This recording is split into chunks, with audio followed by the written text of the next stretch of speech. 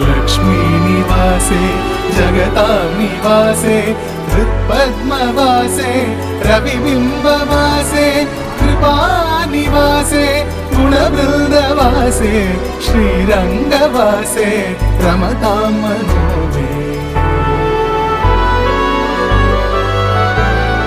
ब्रह्मादिवन्द्ये जगदेकवन्द्ये मुकुन्दवन्द्ये सुरनाथवन्द्ये व्यासादिवन्द्ये सनकादिवन्द्ये श्रीरङ्गवन्द्ये रमतां मनो मे।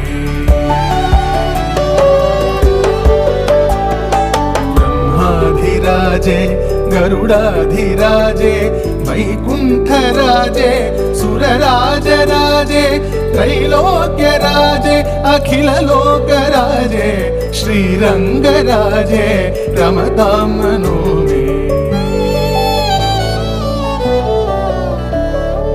अमोघमुद्रे परिपूर्णनिद्रे श्रीयोगनिद्रे ससमुद्रनिद्रे श्रुतैकभद्रे जगदेकनिद्रे श्रीरङ्गभद्रे रमतां मनो मे।